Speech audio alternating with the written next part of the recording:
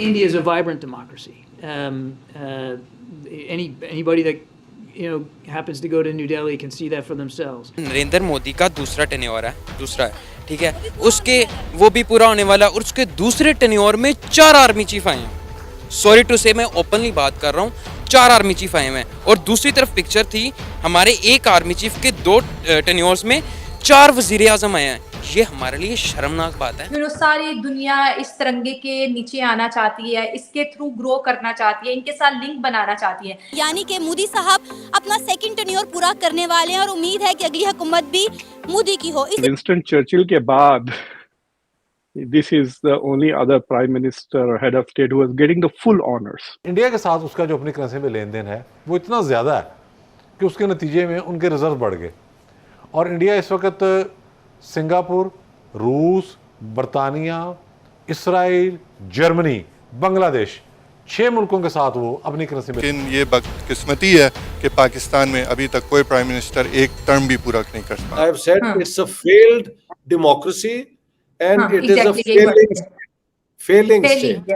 बहुत बड़ा एक सवालिया निशान है, वो ये है, मैं हमेशा ये कहता हूँ चीमा साहब, अफगानी और अफगानी बच्चे भी अब आपसे उतनी नफरत करते हैं जितने बंगाली करते हैं।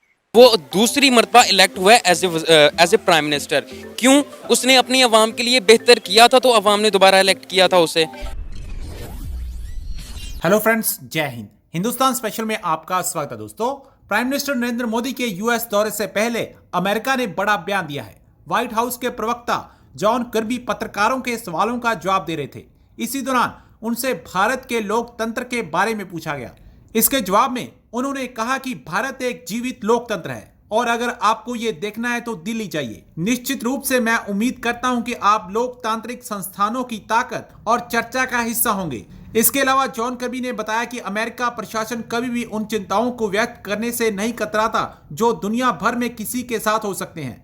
इसी महीने के अंत में prime minister Narendra Modi America जाने वाले हैं। व्हाइट हाउस 22 जून को प्राइम मिनिस्टर मोदी के सम्मान में डिनर की मेजबानी करेगा। जॉन किर्बी ने कहा कि यह यात्रा वास्तव में अब जो है उसे आगे बढ़ाने के बारे में है और हम उम्मीद करते हैं कि यह गहरी, मजबूत साझेदारी और आगे बढ़ने वाली दोस्ती होगी। किर्बी ने भारत को अमेरिका का मजबूत भागीदार बताया। ऐसी क्या वजह है कि पाकिस्तान का कोई भी प्राइम मिनिस्टर अपना टेन्योर पूरा नहीं कर पाता और पाकिस्तान में पॉलिटिकल स्टेबिलिटी नहीं है। अगर हम बात करें इंडिया की, तो इंडिया में मोदी सरकार की हुकूमत को 8 साल पूरे होने वाले हैं, यानी कि मोदी साहब अपना सेकंड टेन्योर पूरा करने वाले हैं और उम्मीद है कि अगली हुकूमत भी मोदी की हो। इसी पर बात करेंगे आज हम पाकिस्तान के अवाम से कि वो इंडिया और पाकिस्तान की पॉलिटिकल सिचुएशन में कितना फर्क देखते हैं। उन्हें क्या लगता है कि किस मुल्क की सियासत ज्यादा बेहतर है और क्या वजह है कि पाकिस्तान में पॉलिटिकल स्टेबिलिटी नहीं आ पा रही। अगर हम इंडिया और पाकिस्तान की सियासत का कंपैरिजन करें तो क्या लगता है कि किस मुल्क की जो है सियासत वो ज्यादा स्टेबल और जो है वो बेहतर है। इंडिया से कंपैरिजन करने से पहले इंडिया तो हमारे साथ आज़ाद हुआ था। बांग्लादेश 1971 हमसे काफ़ी देर बाद हमसे अलहदा हुआ था। उसके आज फॉरेन रिजर्व 75 बिलियन डॉलर्स के हैं। आज पाकिस्तान के फॉरेन रिजर्व 9 बिलियन डॉलर्स के हैं। पाकिस्तान की 75 ताला तारीख में कोई भी वज़ीर आज़म अभी तक अपना टेन्योर पूरा नहीं कर सका। ठीक है, अब रिसेंटली मैं सोशल मीडिया पे एक पिक्चर देख रहा था, नरेंद्र मोदी का दूसरा टेन्योर है, दूसरा है, ठीक है, उसके वो भी पूरा होने वाला और उसके दूसरे टेन्योर में 4 आर्मी चीफ आए हैं। सॉरी टू से मैं ओपनली बात कर रहा हूँ, 4 आर्मी चीफ आए हैं और दूसरी तरफ पिक्चर थी हमारे एक आर्मी चीफ के दूसरे टेन्योर में 2 टेन्योर्स में 4 वजीर आजम आए हैं। ये हमारे लिए शर्मनाक बात है कि हमारे मुल्क का वजीर आजम कोई भी अपना टेन्योर पूरा नहीं कर सकता। मोदी की हुकूमत का दूसरा टेन्योर होने वाला है पूरा। आपको क्या लगता है, क्या पता है कि मोदी ने अपनी 8 साल हुकूमत में इंडिया के लिए, इंडिया की आवाम के लिए कितना काम किया। अगर हम बात करें पाकिस्तान की, तो यहाँ पर एक डैम बनने के लिए भी 6 से 7 साल चाहिए हमें, और उस टेन्योर को पूरा करने से पहले ही, अपने टेन्योर को पूरा करने से पहले यहाँ पे सियासतदान जो है, हमारा प्राइम मिनिस्टर है जो बदल जाता है। तो मोदी ने अपनी 8 साल हुकूमत में इंडिया के लिए, इंडिया की आवाम के लिए कितना कुछ किया। मोदी की कारकर्दगी हमेशा एक लीडर की कारकर्दगी उसकी जोन सी है, उसकी अपना जो टेन्योर होता है उसमें देखी जाती है, उसकी बुनियाद पे अवाम उसको वोट देती है। ठीक है, वो दूसरी मरतबा इलेक्ट हुआ है एज ए प्राइम मिनिस्टर। क्यों? उसने अपनी अवाम के लिए बेहतर किया था तो अवाम ने दोबारा इलेक्ट किया था उसे।